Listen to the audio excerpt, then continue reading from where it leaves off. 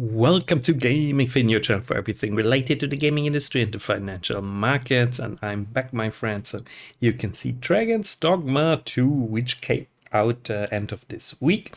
And we're going to check out the Capcom Stock in this video. So this is the trailer, of course. Check it out on Steam. On Steam you will find it, and then we're going to see what is what is the trajectory maybe for Capcom Stock. So let's go back very quickly to Dragon's Dogma. So came out on the 22nd of March, so 2 days ago on Friday.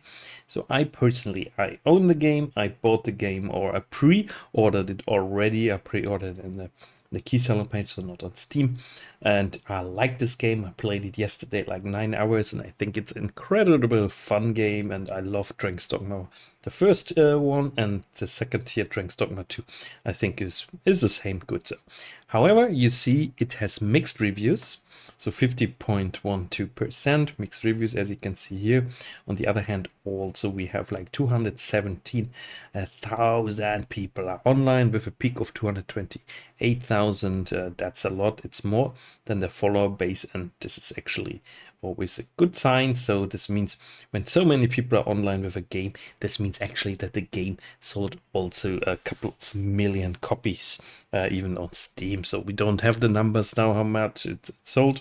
Maybe we have to see for the UK numbers, also then for consoles, but in general this looks actually pretty good. And even with the mixed reviews, with the 50% mixed reviews, you can see that actually when so many people are online, people like this game. So if you scroll down, then you would ask yourself, wow, this is a massive fail then for Capcom. But the reason people are a bit upset is mostly the microtransactions and the performance. So it's very CPU heavy. This means that you need a good CPU, or you have to tweak it a little bit.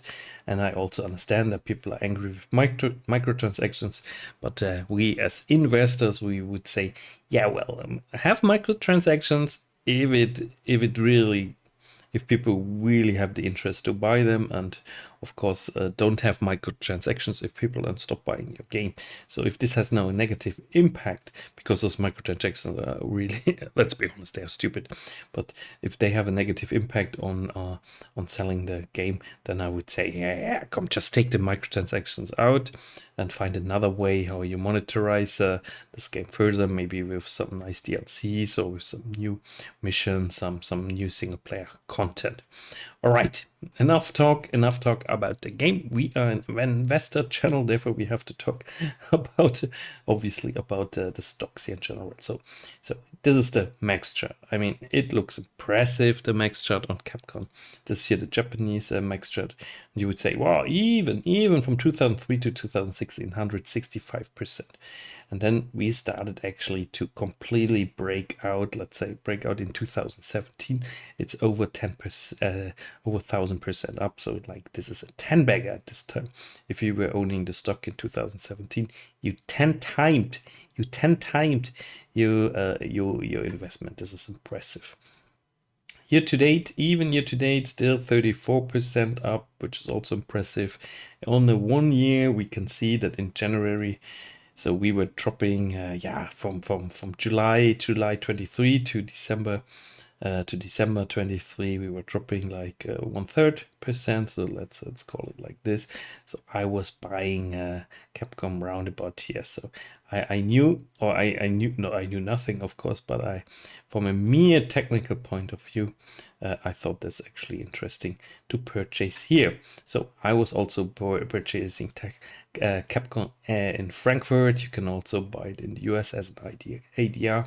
Because now people are going to ask me, so where can I buy Capcom? So guys, I'm not recommending to buy Capcom. I'm not a financial advisor, YouTuber, retail investor myself. So make your own research, my friends. Make your own research, because hey, it's very good. Look, you can also lose money. So for example, in 21, you buy it, and then it falls like 30%, then you get scared because you think it falls now back to 2020 lows. So always keep the risk in mind. So investing is risky, and no one says this goes on forever. Also here now the 5-year chart. Who says this goes on forever? So very difficult. So All right. So very quick overview of the income statement. We can also go a little bit deeper, but here as a very quick quarterly overview, December 2023, the latest quarterly numbers. Even here we see that we had a net income of 9.35. So this is yen, of course. So we had a growing net income, and that's pretty cool to see. And also, yeah, also here 2%, the revenue went up. Net income 25% up. That's amazing. Net profit margin 22% up. That's also pretty amazing. And if we look at the balance sheet, the annual balance sheet, then you see also here total assets nicely growing, and total liabilities actually not growing like crazy, so keeping them more or less as steady. Of course they were growing a little bit, but not like crazy. That's what I really like. So cash flow, yeah, net change in cash to 2023, and 2022 was incredibly good, but then 2023 was a bit less good. That's the reason you see here that actually the stock was then falling, because it's always a reason. There's a fundamental reason sometimes how stocks are falling, and this is something you also need to keep in mind. So you can just invest like based on the chart, but of course you also have to look at the fundamentals. So P ratio here 27, 28, so that's more or less okay for a tech software growing company. I think in the overall market situation with gaming companies, it's a bit high because other gaming companies were actually massively falling. But on the other hand, what shall I say? I mean, it's Capcom. They have Resident Evil. They have some good games. So you can here look here again. And here we go, 91 games, and they're still selling those games very well. They had the new Street Fighter coming out, Resident Evil 4 came out in 23, also massive success. Then Monster Hunter Wilds is coming in 2025. It's going to be a success. So they deliver good games. So they deliver good games. Everyone knows Resident Evil, everyone knows Monster Hunter, Devil May Cry, Street Fighter. So they deliver and people buy. So that's very important, my friends. So if we compare Capcom, for example, with Square Enix, my God, investing in Square Enix was really shitty. So, but investing in Capcom was like massive. It was like massive. That's very interesting to see. I'm also invested in Square Enix, of course. But in Square Enix, yeah, I expect them to grow a bit slowly. But Capcom, actually, I didn't really expect them to continue growing like this. So here, a little bit surprised. Therefore, I was not buying more for my position, obviously. So also, if we compare it with Bandai Namco also 67% up, 68% up in 5 years. If we compare then with Nintendo did well with 166%. So you see from it on a 5-year chart, Capcom actually did the best, and then Nintendo, and then Bandai, and then Square Enix, and we can also put Sega Sammy there in the list, and we see Sega Sammy also 45% up. Did even less good, and then the last one in this group would be Konami, 115%. So then Konami would be the third best company that we have here. So you can go to the corporate investor relation page. As always, here you can watch a little video.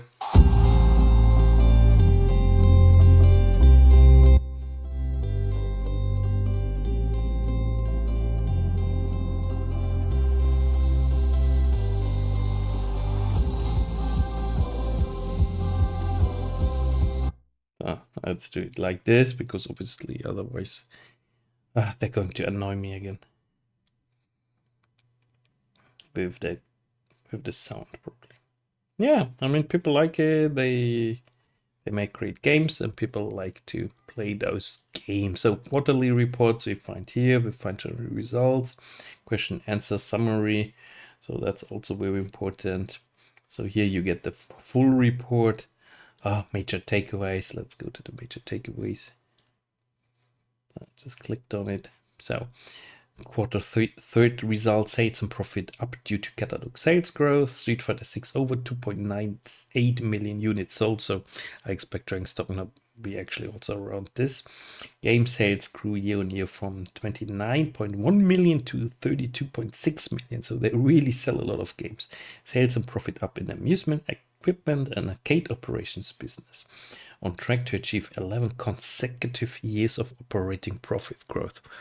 Oh, guys, I mean, that's really nice. That's really nice. That's really nice. So Q3 financial highlights. Oh, it's a little bit small. It's a little bit small. So here we can see the numbers here again. Dividend per share. Oh, look, you can get a dividend per share. So you see, you see, my friends. So just download the presentation and you can go a little bit more in detail. So I would say I'm leaving my video here, not making a super long one, but it's important, I think, that I inform you about the newest development of some of those gaming stocks. And Capcom is definitely a stock to watch. So, and yeah, as I said, no recommendation, my friends. Please don't buy anything you see my videos. So the stock is running well, but it still needs to continue to grow. And there is the point where I say, I mean, the overall market situation actually for gaming companies was not very good. And now Capcom is still growing like that. So this is crazy. Capcom is a AAA gaming developer.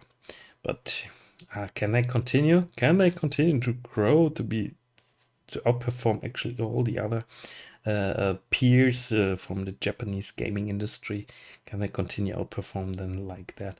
So I would say I'm not buying now here more, and to buy some more, I'm waiting definitely that the stock comes back again a bit and even moves a trade sideways. So I would have a bit tummy aching if I would buy it now in this all-time high. All right, guys, thank you very much for watching. See you next time. Bye bye.